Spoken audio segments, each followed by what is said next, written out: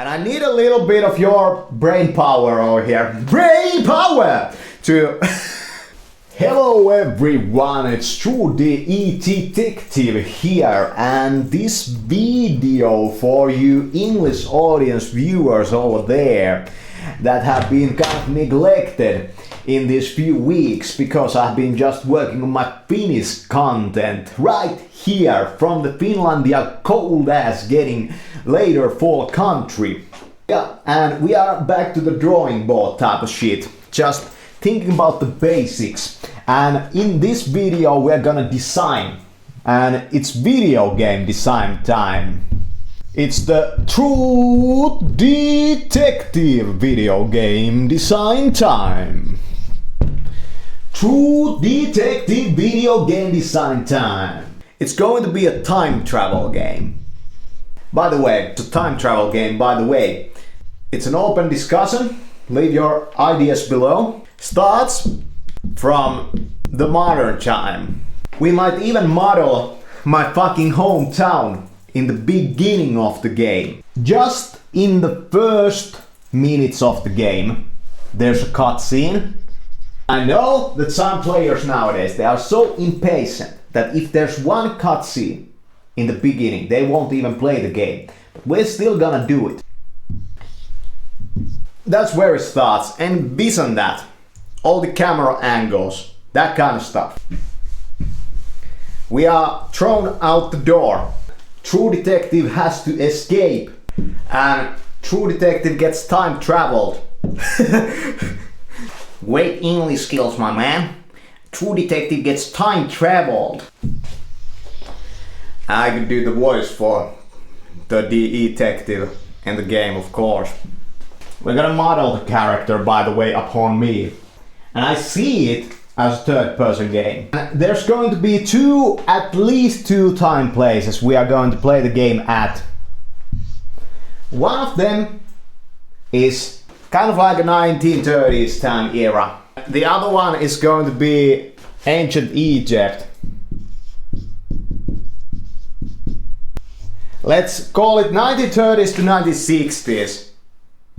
So it will be matching to the character clothing. We're gonna do a scene in the game at a very royal type of building with chandeliers and that kind of stuff. And in that scene, True Detective is going to wear something like this.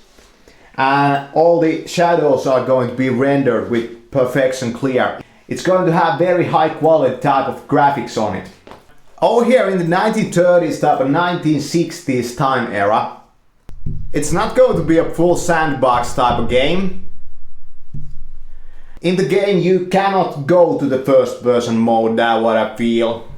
But there's a bird's eye view, and it could be an ability, the bird's eye view option. Kind of like a superpower that True Detective has. And we're gonna introduce all the silly stuff that True Detective has been doing in the game, like the crouching mode, rhyme interrogation, this type of stuff. We're gonna introduce some of this interest in the game. It's not going to be full sandbox type of game. It's going to have some freedom in it, but not full freedom. In the game there's going to be a stage, and this is going to be about, I would say, like third stage of the game.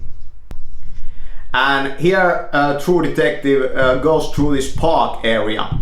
So a bird's eye view option, for example, be a very interesting ability in this scene. Somebody that True Detective meets in the 1930s, 60s era. And we could pull out some from history. We could use this type of shit that True Detective meet Al Capone or something like that. Or we could invent the characters, just fictional characters. But it's somebody that has hidden knowledge, kind of like an Illuminati type of figure or a FREEMASONIC type of figure.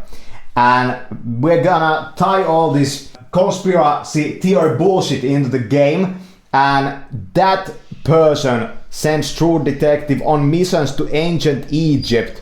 And in ancient Egypt, True Detective is kind of like playing a reincarnated version of himself with all the jewelry type of stuff, and you know, he could even be a pharaoh there, you know, or high priest type of character in ancient Egypt. And I need a little bit of your brain power over here. Brain power! To to help me out a little bit over here. How are we going to make all of this work? And we are going to try in the game to kind of forget the real timeline. We are gonna model just a very small part of True Detective's real environment. And we are gonna take it to the next level in the actual game world. And then we are going to say that the space in the game, so to say, for the 1930s time era stuff is going to be about 65%. And the stuff about the real world is going to be about 10%. And the stuff in the ancient Egypt is going to be about 25%. So we get a really nice spacing of the teams. And this is kind of like a plus. This is the main grit in the middle type of cheese. And this is just the beginning of it. Beginning, middle and the end, but this is going to go back and forth over here. True Detective has an option to go back and forth over here.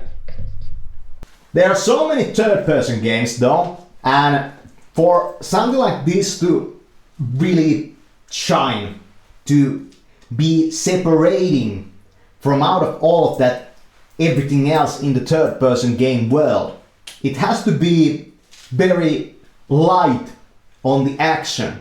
And there has to be something more interesting in it. What about the game's mechanics?